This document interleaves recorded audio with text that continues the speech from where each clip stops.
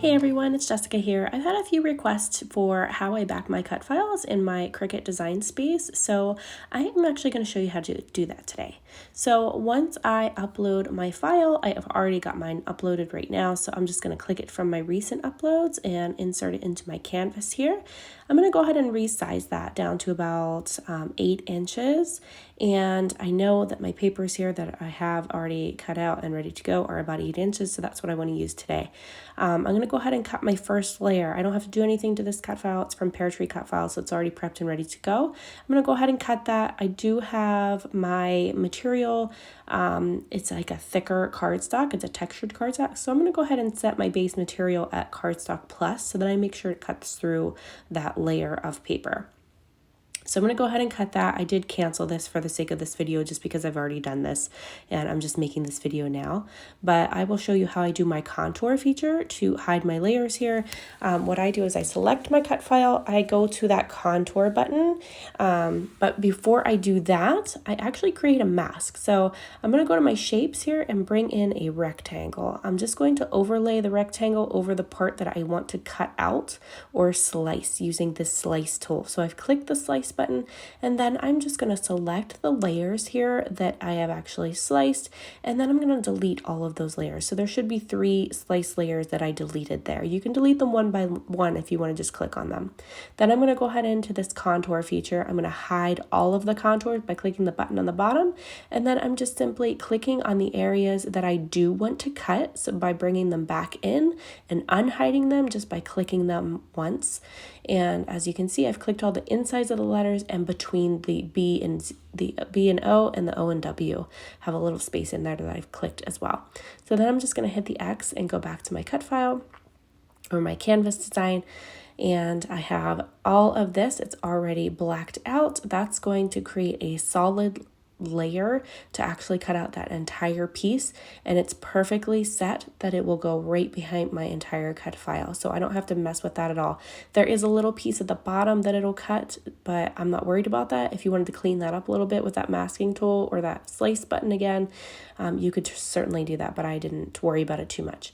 I'm going to go ahead and set it to poster board for this one because for this particular cut file, I'm actually working with a toner sheet by Thermoweb, which is going to adhere some foil to it. So I actually needed that to cut a thicker layer of material. And so here's what it looks like when I cut it out. I have two mats here, and this is my toner sheet. It's got a few layers to it because it's sticky, so it's got a backing to it. It's really thick, but I find that poster board feature works really well for this. I find that I can just peel this right off and I can keep the backing with it. It just kind of punches right out, and that backing stays adhered to it nicely.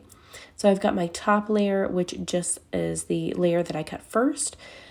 This one is from the textured black cardstock on the top right there, laying there by that white part of my glass mat.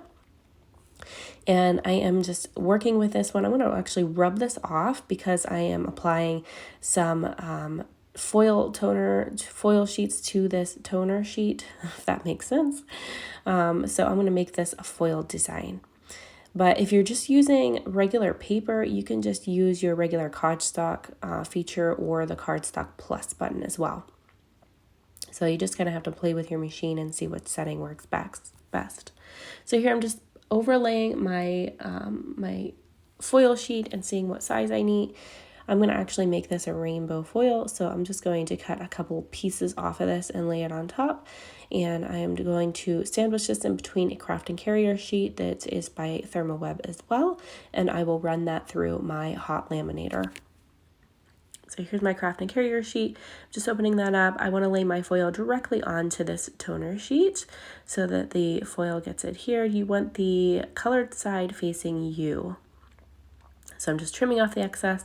I will run that through my hot laminator, and out here it comes. It's all foiled and beautiful. And then I can go about adding my top layer to my cut file, but that's going to be my backing piece. So you can see it's a rainbow and it's beautiful. And then my top piece goes right here. I'm just going to pull out some of my Ultrabond liquid glue for this one to adhere it. You can also use clear Nouveau glue as well. They both work pretty well for backing cut files. I like it because they both dry super clear, so you don't have to worry about that poking out anywhere and showing up. So once I have all that glue applied to the whole piece there on the back, I'm just going to go ahead and set it down and apply some light pressure. Make sure everything's lined up good, and then I flip it over and actually apply more pressure to the back side of it so I can make sure everything's stuck down good. And then I'll go back through and clean up my mess a little bit right here. I'll get these foil sheets back in the tube. I'd like to roll them up pretty tight and then just throw them back in the tube, and then they'll loosen up and go back in nicely.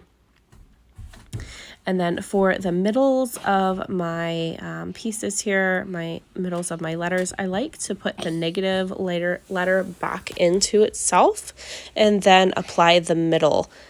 So I put that in there as kind of a template so that I know exactly where that middle piece needs to go, even though I know where it needs to go because I have the holes there obviously, but it just makes it a little easier for me to get them lined up perfectly. So that's how I back my cut files in Cricut Design Space whenever I'm backing an entire cut file like this.